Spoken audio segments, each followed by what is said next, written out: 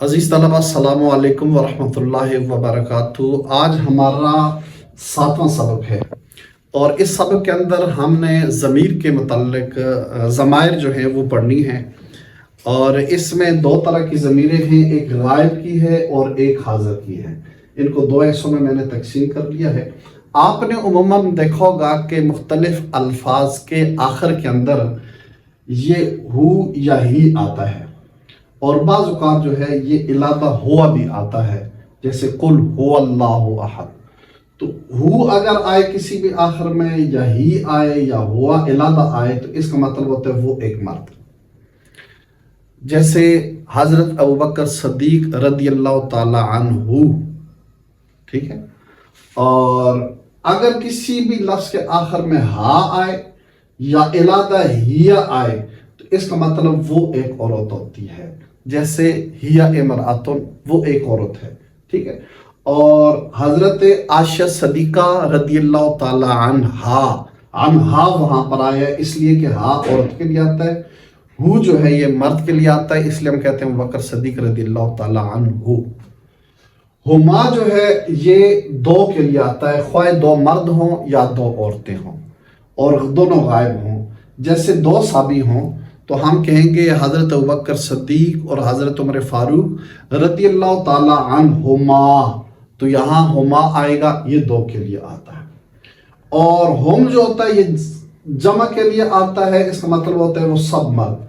جیسے ہم یہ اسی بات کو کہتے ہیں اکثر صحابہ کرام رضی اللہ تعالی عنہم جو ہم کہتے ہیں، اس کا مطلب ہوتا ہے کہ وہ سب ہوتی ہے۔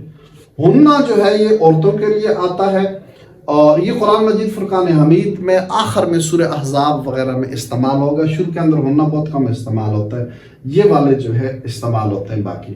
تو ہننا کا مطلب ہوتا ہے وہ سب عورتیں، ٹھیک ہے۔ جس طرح صحابیات کے بارے میں ہم کہتے ہیں کہ نبی کریم علیہ السلام کی ازواج محترات رضی اللہ تعالی عنہن جو ہے اس کا مطلب ہے وہ سب عورتیں ہوتی ہیں۔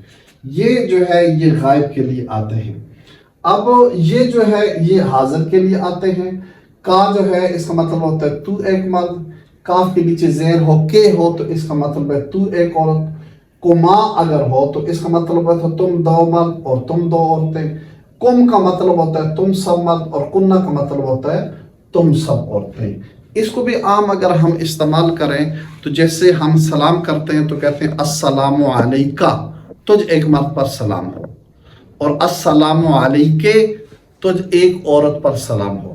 یا ہم کہتے ہیں جزاک اللہ، اللہ تجھے بدلہ دے ایک مرد کو، اور جزاک اللہ، اللہ تعالیٰ تجھ ایک عورت کو بدلہ دے، ٹھیک ہے۔ یہ دونوں کا فرق۔ کما جو ہے جیسے السلام علیکما، تم دو مردوں کو سلام ہو، دو آدمی ہوں تو اس کو کہیں گے السلام علیکما۔ عام طور پر ہم جمعی کے لیے سب کا استعمال کرتے ہیں، تو بہت سارے آدمی سامنے بیٹھے ہیں تو کہتے ہیں السلام علیکم، تم سب کو سلام ہو، ٹھیک ہے۔ تو اگر عورتیں ہوں تو ان کو کہیں گے السلام علیکن۔ یا بہت سارے مرد کوئی چیز آپ کے ساتھ نیکی کریں تو آپ کہتے ہیں جزاکم اللہ، اللہ تعالیٰ تم سب کو جزا دے۔ اور بہت ساری عورتیں ہوں تو کہتے ہیں جزاکنہ، اللہ تعالیٰ تم سب کو جزا دے۔